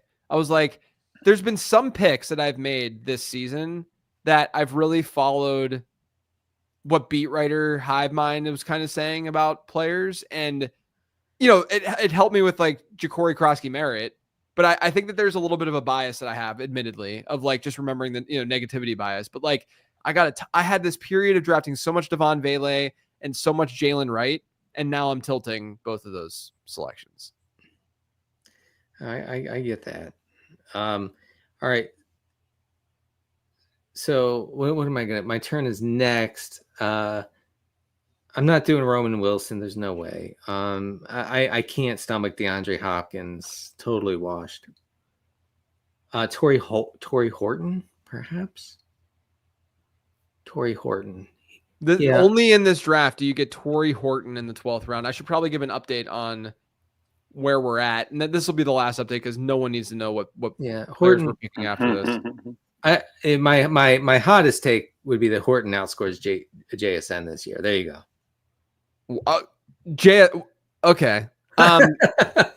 So after Tom took Ja'Cory Krosky-Merritt at 9-10, we had Justin Fields, Dalton Kincaid, Bashal Tootin, Dylan Sampson, Colston Loveland, Brian Robinson, Chig Okonkwo, Rico Dowdle, Quinshon Judkins, Javonte Williams, Ramondre Stevenson, Romeo Dobbs, Ray Davis, Hollywood Brown, Jerome Ford, Rashad White, Xavier Legette, Nick Chubb, Quentin Johnston, Isaac Garendo, Dallas Goedert, Jalen Wright, Tyler Algier, Tajay Spears, Kyle Pitts, Kyler Murray, Joe Mixon, Bo Nix, Brenton Strange, Woody Marks, Trey Benson, Trey Harris, Will Shipley, Pat Bryant, Brock Purdy, Jake Ferguson, Roshan, Dak, Jalen Coker, Deontay Thornton, Baker Mayfield, Torrey Horton, and Poop Monsters are on the clock. So that's the last time. Some of the team names, man, really, really good. I'm gonna have to let me pull up the league really quick and read the because I can't. Read the team names. Here we go. Yeah, they are incredibly funny. The listeners are hilarious. So the team names, if I can get to the league, the team names are Dad Runners, Rom-Com is Tom, Maryland Mediocres is Denny. Okay, so we have the same three. We have the names all the time. Fool's Flammable Turf, which is, I believe, the winner last year, Ben. Regression to the Variance, Left Wing Slappy Seals, Fog Hat Enthusiast. You're mocking me, and I don't appreciate it. Cold Snap Neil, Arby's Don't Matter, spelled ARBY''S, Purdy's Nuts, Cold Playing Around. This is another really, this is Diddy Muss who has this next one. Ready? The Summer I Turned Low T. I love that.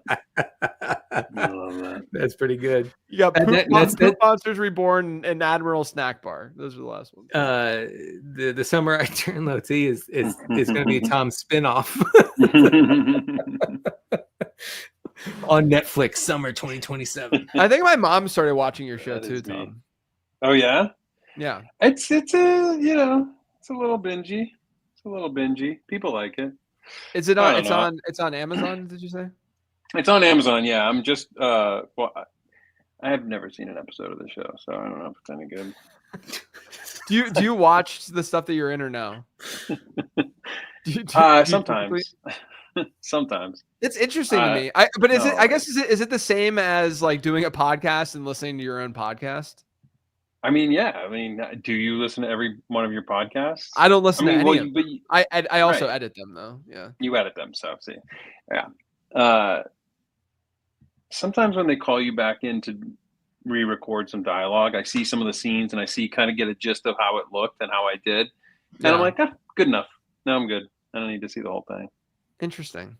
Do you know how like how the seasons and the stories are ending and stuff, or are you like do you know that going in based on the script that you have, or I mean I've read all the scripts, so yeah, I do know what happens, but because I can't really I don't think I would be doing my job if I didn't read the scripts, you know. Right. But watching every episode. We recently started watching season 1 because we have a guest here staying with us, and she was watching them, and I don't know. Yeah. I kind of peeked in. I was like, geez, I didn't know they played a volleyball tournament in season 1. Yeah. When did that happen? You know, no, it wasn't that show. Never mind. I was thinking of the show Outer Banks. Oh, Outer Banks, which is also filmed in North Carolina. They shoot that there too. Yeah, there's a lot in Wilmington, isn't there? Like, there's a lot of stuff so there. Much. That's crazy. It's such a great place. I can't say it enough. Like how beautiful, and because we hung out there. It's a cool spot. It's a cool spot. I love that town. I will. It's cool because it's got it's just got like a cool beach town vibe. Like when we go to like Carolina Beach and stuff. We went to Hilton Head this year for our family vacation. And it's more commercialized and stuff, but we had a blast, man. I think that's going to be our spot that we go to for like the week-long vacay that we take, because you can ride bikes and there's like sidewalks everywhere to be able to do that. And there's good restaurants everywhere. And like I said, it's more commercialized, but it's still just really, really nice. I've actually sent some handwritten letters to Governor Moore of Maryland to tell him to give tax breaks to film production. Companies, so that Tom Everett Scott can finally come to Maryland and we can. That's how you and I first met in person. Though, was I was shooting a movie there. That's true. That's right, in Baltimore, in Dundalk. Oh, Dundalk, even worse. But that was really fun. That's a really good movie. If anybody wants to check it out, it's called All Square, and it's about a guy who takes bets on Little League. Oh, I remember you did that. Yeah. Yes. It's really fun. Am I on the clock? You're on the clock, yeah. Am I on the clock? What do I need? Do I need a running back? This is so many running backs. Dire at wide receiver. Oh, do you guys like Hunter Henry this year? Yeah, he's fun. I mean, he's gonna run all the routes probably. Let's do it. I have no tight end. I don't have a single tight end on my team. Ooh, really? Yeah. Interesting. strategy, 0 tight end. I mean, literally, because who's left? Don't worry about it, Denny. Let's see who's left, folks. Oh, Jonnu Smith, you're fine. I don't like Jonnu actually. Well, yeah. I might actually prefer Pat Freiermuth to Jonnu. Ooh, that's hot. That's hot. Yeah. I mean, Arthur Smith wouldn't stop until he acquired Jonnu Smith, but you're saying that was for like blocking. For the bit. It's for the bit. It's for bid equity. Yeah. You know who you could get? Who's that? Well, you're really good friends with his mom now. Oh, I could get Harold Fandon. That's true. I'm probably gonna get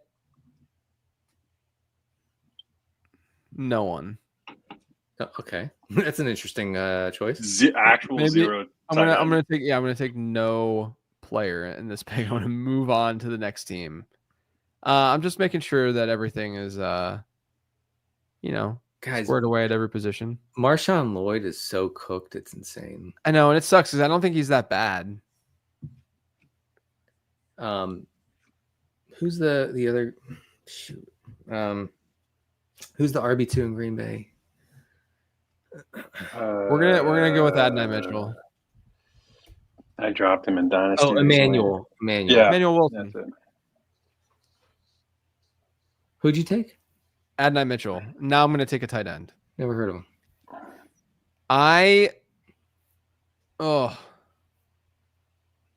Oh God, is he gonna do it? Is he gonna take the Muth? No. The Muth is Luth. I'm gonna probably take Mason Taylor and cross my fingers. Okay. Wow. And get another tight end later. Jeez, guys, Tyler Algier is my RB3. I'm down horrific. You can, I mean, you could get my Brian Robinson. You guys know what I did today? You know what I did today to change topics a little bit? Yeah. I got my ears cleaned out today. How? In what way?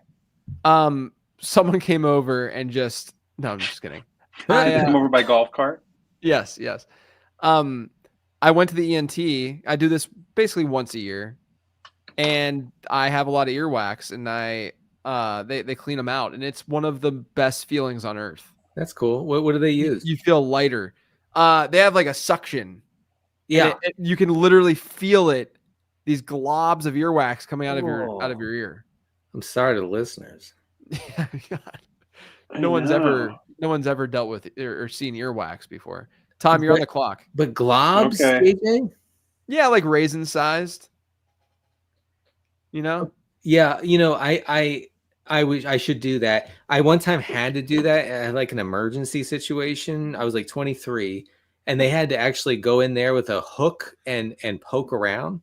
Oh wow! What was in there? It was stuck. It was stuck like way back there. Like earwax was the wax itself. Okay. And I'm not playing with you guys. It was the worst pain I've ever experienced in my life. I was 23-year-old man sitting there Crying. Literally crying while they're poking in my ear. Did you see this? I would get my ears cleaned out after doing a podcast with Denny. I did see that. And that doesn't, I'm not mad. I'm not upset about it at all. The chat, by the way, the chat is giving me the business. Like, business. per usual.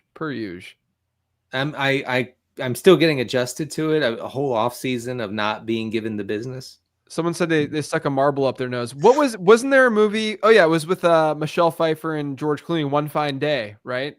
Back in the day, in like the 90s, and the kid got a marble stuck in his nose in that movie. That was one of those movies that like my mom would watch when I was, at home because I was, probably like 9 years old when it came out or something. And I just watched it because it was similar to the Days of Our Lives thing. You know, how I know about Days of Our Lives because I just watched it with my mom when I was 6 years old. Yeah. Damian Pierce was a good pick. I almost thought about getting him. Yeah. Oh, that is a good pick. I got reverse sniped here with Ollie Gordon. Yeah, Ollie Gordon's a good pick too. Garrett, our mutual Tom and I's mutual friend Garrett. Yes. He came up with the term reverse snipe, which I think is genius. I don't understand. Well, it's whenever you feel like you're going to draft a player and then you don't draft that player, and then the very next pick is that player. Yeah. It's reverse the snipe. reverse snipe. Yeah. Mm-hmm. Yeah. Yeah. It doesn't feel good. Yeah. He's a writer, so he comes up with good stuff like that. You know. Quippy.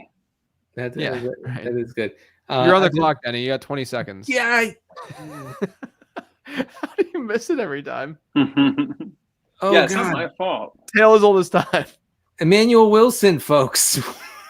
There he There you is. go. Could remember his name. I should have taken Keaton Mitchell. God bless America. Oh, did you get This reverse wrestling, sniped? man. Me, no. You might. If I might. Keaton Mitchell goes right here. Yeah, if Keaton Mitchell, if Poop Monsters is listening, please take Keaton Mitchell right here. Poop monsters do not do it. Just to show us what a reverse snipe looks like. Yeah, we just need an example of the reverse snipe. Kyle in the chat calls it a self snipe. Self-snipe. That's very good. Self-snipe. Someone is asking if I have fallen in the shower yet while cleaning my feet. I mentioned that last year. That my wife is telling me to clean my feet better. Yeah. So I have to get down and scrub my feet, but then it makes my feet very slippery. Yeah. I have not fallen. I've found a way to it watch happened. them and get it off. What would They did it? Oh, they did it. That that's messed up. That's how I'll you be do honest. it. And that, kids, is a reverse snipe. There's the example. So I don't remember the discussion about feet washing. Okay, my wife was saying my feet stink, like truly, really, really stink. Okay. And I agree. And do you guys guys not wash your feet? So be honest. Every shower, do you get down there and wash the bottoms of your feet? Of course not. Okay. Yes. Yes. No, you don't. Yes, of course I do. Every shower? Yeah, I have a You whole shower system. twice a week? I have a whole system, guys. I shower every day. I go from top of my head to my bottom of my feet. Clean. I'm the cleanest. I've got a clean container. Tom has My to say lungs that. are pink. Tom's in Hollywood. He's got to say that kind of thing. He's got to let he can't I'll be the canceled. It'll be on I washed the TMZ. bottom of It'll my be on feet. TMZ tomorrow that That's Tom right. his feet. Breaking news: actor Tom Everett Scott doesn't wash the bottoms of his feet. That's right. That's right. Well, Coming up. you could sell it as like a wellness thing and make millions, honestly. You guys are too young to remember the singer Madonna saying that The first Madonna period. the first pee of the day was loaded with enough goodness that you could wash your face with it. Oof. Oh wow. Wow. Yeah. So I never tried it. I'll try it tomorrow morning. I don't know. We'll see. Yeah. But here's the thing, Think guys. about it. I have to wake up at 3 a.m. every single night and pee. Do you? Me too. So, I heard that starts to happen when you age. yeah. And if I drink the night before, forget about it, man. I'm up 4 times peeing. I've been getting up more frequently to do it, but it's not an every night. Is it every night for you? It's every night. I'll get up probably once every 10 days. And if I have more than a couple drinks, I'm not exaggerating. It'll be 3 times. I'll get up 3 times during the night to pee. It's crazy. Yeah. 3 times. Yeah, man. I was taking steroids. I was taking steroids for a really bad cough that I had, and that was making me pee 3 times a night. Steroids will do that. Yes. Are you taking steroids? I remember. Yeah. I'll do it more if I drink a Fresky, Fresky? Is that a Fresca? Yeah. You call Frescas Freskies? I do today, yeah. Someone sniped your Harold Fannin Jr. pick, by the way. Oh yeah, there you go. That's some sick shit, man. Denny took Janu. I took Janu. Look at this. Cody says, breaking, actor Tom Everett Scott takes steroids. Wow. There it is. And doesn't wash his feet. Look, Fresca 0 calories. You want to know what else has been awesome as part of the I'm okay with a diet soda. I don't think that it's yeah, maybe it's really, really bad for you, but the research suggests that it's not nearly as bad as some people think. And so I'll treat myself, to, I don't know, probably like 3 or 4 of them a week or so. And you want to know what diet pop, I should say, I don't really call it soda, but I'm trying to make it so that no one yells at me for saying pop, is diet root beer. I've been drinking more root beer recently. That's gross. I'm sorry, Yeah, man. I can't get with you on root that. beer on ice. If you're putting beer on vanilla ice. ice cream in it, okay. No, well, no. That I applaud. We're doing diet root beer on ice is way better than you remember. I'm sorry to hear that your life has taken this turn. Man, What else are we eating and drinking right now, boys? things are slow in Davidson. What have you been into? I've been into beef jerky. Eat a lot of this beef jerky brand. Kitchen and I demolished it on the road trip. It's good. Good beef jerky. I honestly don't know what I'm doing right now. The other I've lost day, my mind. I accidentally bought a skinny margarita mix at the liquor store, and I loved it. Good. I loved Was it. it sugar free? It's like low sugar, and it's actually. I don't hate that. That sounds good. Yeah, it had tequila in it, right? Yes, it has 10%. It's 10% alcohol. You're good. It's still a margarita. You put it over ice, and I was like, "Wow, this is really good." Yeah. I may have drank too much of it on last Friday. I had a few Mai Tais in Hawaii. Also a good cocktail. That's a good one. Aware of them. That is a dark and stormy. Yeah. Oh yeah, dark and stormy. Did you go to what part of Hawaii were you in? The Big Island. Yes, near Kona. That's the only part that I've been to in Hawaii. Really? Actually. Yeah. My sister got married there. No way. Yeah. I love it. All the lava rock. Yeah, it's such an it's like you're in a different country. For sure. And I mean, this not place that, I mean, it kind of is like a different, I was gonna say different territory, but you know what I mean? Like, it's just it's like a whole different culture, vibe, everything. We had such a good time. It was such a good escape. And on our last day, we took our last dip in the ocean. We came up, we sat on our chairs. We were so sad. And then we saw all the lifeguards pulling everybody out of the ocean. They were like, because they saw a shark. No. And I was like, it's a good day to go. It's a good day to go home. Man. We said it like, and it's crazy because you'll be driving on that, like on like a main strip there, and there's just lava rock around you that's around. Did they just take Jordan Love and snipe me? Oof. Yeah. Did you want Jordan Love? Wow. I was gonna take Love because I have Herbert in a lot of spots, but you know what? I'm just gonna get Justin Herbert. There you go. Somebody needs to take Cam Ward. This is crazy. But you're just driving and there's lava rock all around you, and then you'll just see these like the this grass and green area where the resorts are and stuff as you're driving, right? And like they're just in the distance, and then it's just it's crazy. One of the things I remember in Dallas, because this is probably 2009, I think, when I was there. But I remember we went and got the shaved ice that they have in like downtown, and it's massive. Do you know what I'm talking about? Like just this like the size of your head, the shaved ice. I love the shaved ice. Yeah, it's really good. Hey, when you went in 2009, JJ, you said Hawaii, right? Yeah. Yeah. Was it like empty? No.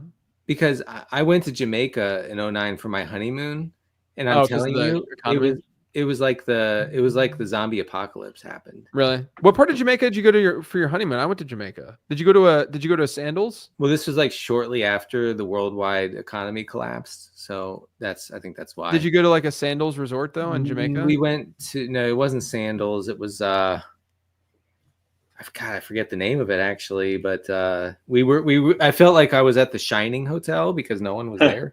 Yeah. And I was just kind of walking around drunk the whole time. We went to a Sandals resort for our honeymoon, and it was awesome. It was a good time. We eventually met a couple couples, and that was fun to eat dinner with them and stuff. Yeah. But I'm telling you, I played golf at an amazing White Witch golf course there and in Jamaica. I played golf in Jamaica too. Really? What does White Witch golf mean? It was a plantation, unfortunately, owned by a very evil white lady. So I wonder if we played some course. Wait, and you played golf on the property where do you have a caddy? The haunted golf course. I did not have a caddy, JJ. I had a caddy in mine. They made me get a caddy. That's cool. Wait, did you what month were you there? Well, it was in 2015. Oh, I thought it was 09. I'm sorry. I got mixed up. Yeah, I was in college. I mixed up. Denny. Yeah, sorry. I wasn't married yet. Am I on the clock? But the caddy, yeah, you are. The caddy was so good that my wife had never played golf before, and she parred a par 3 based on his advice. Oh, cool. Like real par. Like it was insane. Like legit. Like a legit par on a par 3. That's very good. Denny, did you feel any of the spirits flow through you on the White Witch golf course? Did you feel a sudden cold air? I did. I said, "Get away from me, you colonist, White Witch, ghost." Smart. You know, I said, you are problematic, and I don't agree with anything you did. So get out of here. You know what? I just remembered that the people. I'm thinking to myself, man, there's still people sitting here watching us pick Dontavian Wicks and Efton Chisholm. No, but we should do what we usually do at this point, and that's put a code word in. Yeah, that's a good point. That's a good point. But I'm also thinking that people are waiting. They're gonna get a nice treat at the end with this outro video. That's gonna. Oh, they are. Yeah, well, that's you got to true. see the outro. No. But yeah, code word. What's the code word? The code word is White Witch. White Witch. White Might Witch. have to be. White Witch. That's good. If you send us the code word, we will fave your Blue Sky or Twitter post. Yeah, and by the way, folks, you can find me on Blue Sky. Tom, are you on Blue Sky? I'm not on anything but Instagram. That's good. Yeah, do you ever go on Twitter anymore? I'm not. I still have an account, but I never go on there. Yeah. Sometimes when I'm reading The Athletic and I want to see a video of some cool highlight, it takes me there, and I'm like, damn it. Yeah.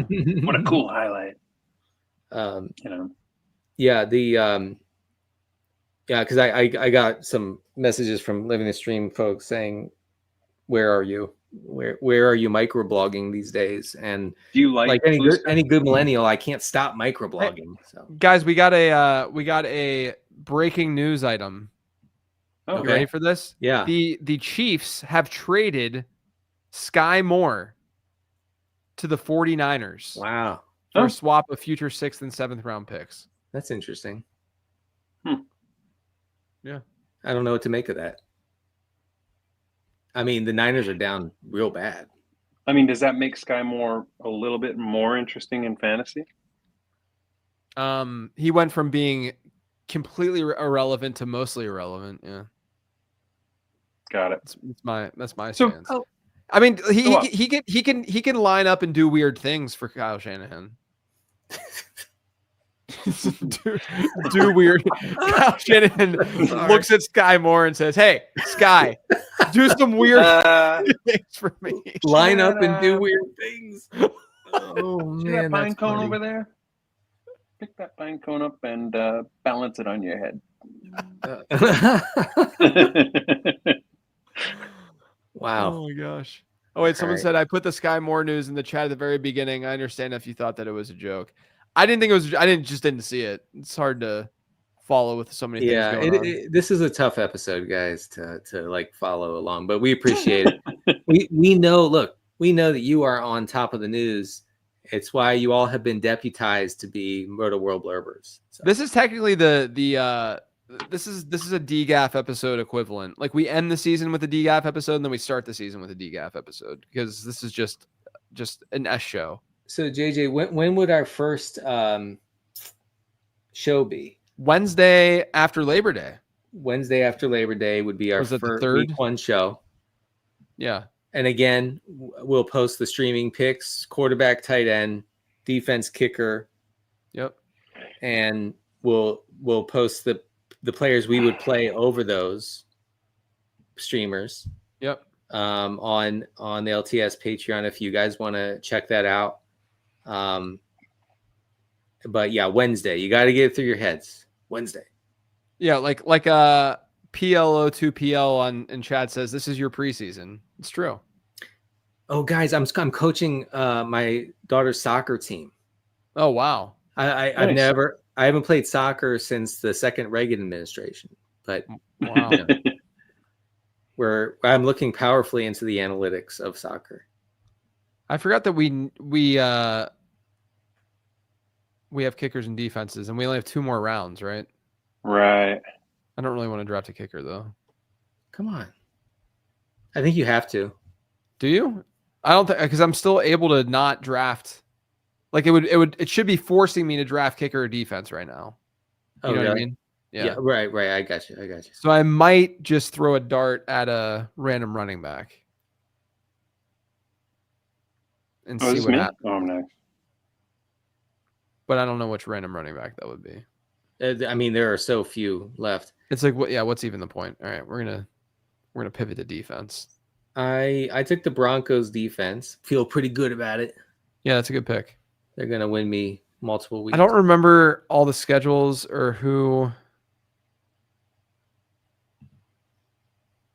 The Broncos have the Titans week 1. My Titans are gonna get drilled.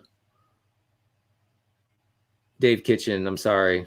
Our Titans are gonna have a tough time in week 1. Our Titans. I'm looking at the week 1 schedule real quick. Yeah, who looks good? Oh, Matthew in the chat says Kamani Vidal for the vibes. I don't disagree with that.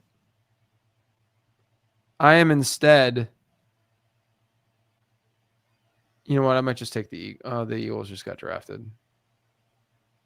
I think the Commanders had something going on. The first couple of weeks. First. I think week 2 they had a good matchup too. The Cardinals are going to be like the number 1 streamer for early in the season. Oh, that's who it was. That's who I was thinking of. No, like to use their defense against the Saints in week 1, and then somebody in week 2. I forget. But they also are not great. Yeah, Commanders was not the team that I wanted to pick. You know what I'm going to do? Oh, they just took Arizona. I'm just going to take another defense because I want to make sure that I have something. I was posting about the possibility of Washington changing its team name back to the old name, and I was saying that would be like broadly popular in the Washington area, and I got so much backlash over that. I thought it went without saying, guys. Like I've never met anybody who likes the name Commanders and who doesn't want to switch back to the old name. Not the old name, but a different name would be good.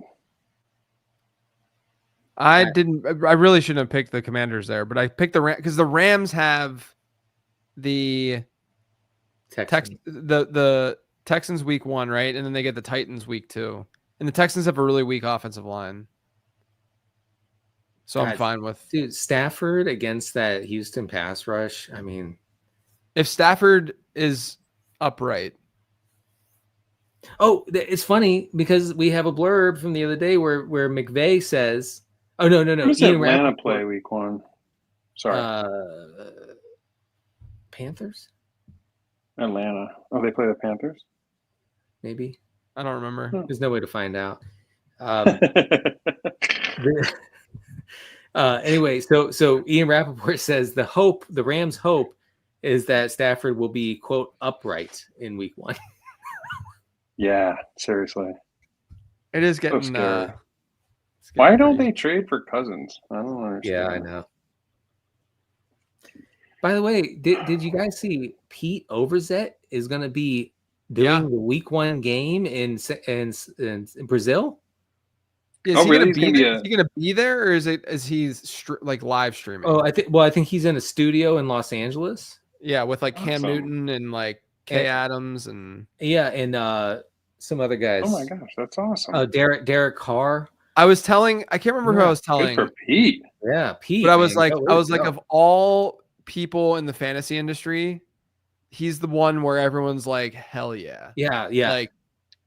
Like no one should say anything bad. He's an amazing human, funny, just a great dude. Yeah. He deserves it. He deserves the world. Super fun. Yeah. Just Yeah, an awesome guy. he's one of the rare guys who has 0 haters. Yeah. Right. Which, I'm jealous. It's hard to do. It's my go. It's your go. Yeah. Is that not something that people say? I don't know.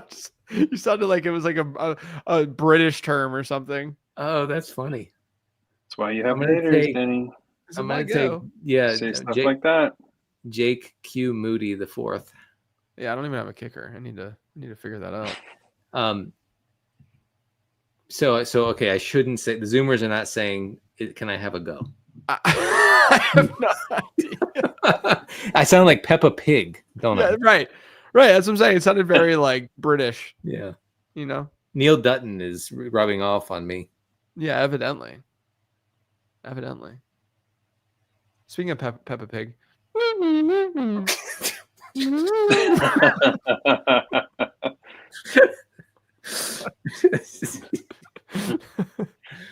That's a delightful show, though. Oh, it's a great show. Can you play closing time with your mouth harmonica for the outro?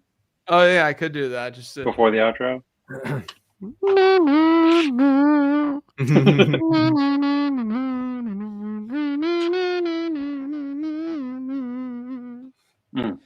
Yeah.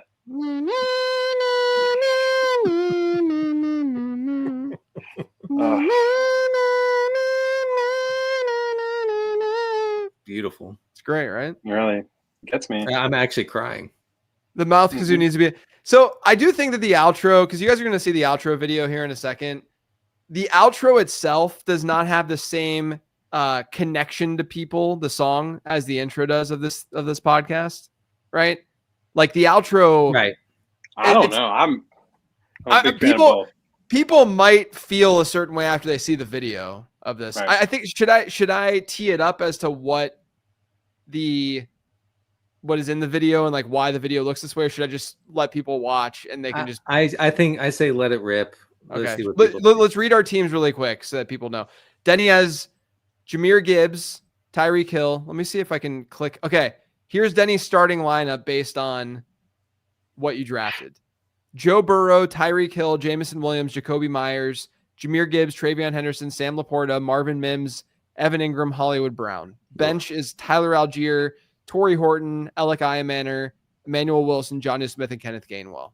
Okay. Pretty strong. And then we got Jake Moody and Denver D. Let's go back to draft results and click Tom's team. Tom has Bo Nix, Amon-Ra St. Brown, Devontae Smith, DK Metcalf, Travis Etienne, Jaden Blue, Brock Bowers, Debo Samuel, Khalil Shakir, and Ja'Cory Krosky Merritt for a starting lineup. Quinshaw Judkins, Roshan Johnson, Hunter Henry, Kendry Miller, Keandre Lambert-Smith, Jaleel McLaughlin as his bench, and Will Lutz in Atlanta defense as the starters there. Then my team, Justin Herbert, Brian Thomas Jr., A.J. Brown, Calvin Ridley, Alvin Kamara, Chuba Hubbard, Mason Taylor, Emeka Egbuka, Christian Kirk, J.K. Dobbins. And then the bench has Bashal Tootin, Brian Robinson Jr., Trey Benson, Pat Bryant, Adonai Mitchell, Theo Johnson. I have no kicker, and I have 2 defenses. Wow. Interesting choice at the end there. No, it's your good. Tight ends are solid. Awesome. Just, you know what, Tom? You know what? You're going to win the whole thing. Just wait. Just wait for Theo Johnson. Yeah, I mean, you'll easily win the league, so it's fine. Oh, it's true. You stop it. All right. All right. Before we go, Denny, actually, Tom first. Let everyone know what you're doing, where they can find you, all that great stuff. You guys can see me on Amazon Prime, the 3rd and last season of Summer I Turned Pretty. I play a real jerk, a real D-bag. If you want to see that, check that out. So you play yourself. Next year, I'm going to be on a show called Elle. It's the prequel to Legally Blonde, also on Amazon. I'm going to be on that. So fun. Who else? Yeah. Who else is on that cast? They did a nationwide search for the young Reese Witherspoon. her name is Lexi Minitry. She's incredible. And June Diane Raphael plays my wife. I don't know if you guys know her from Gracie and Frankie and a million other things. Yeah. And that's about it for now. That's awesome. Yeah. A prequel to Legally Blonde. This is amazing. Yeah. No, that's gonna be great. Yeah, thanks. It's incredible. This is millennial catnip. I can't look away. That's very true. That's very true. Very true. I want a T-shirt of that. Yeah. Millennial catnip, and then just like the logo for Legally Blonde. Right. Millennial Catnip is name of my band.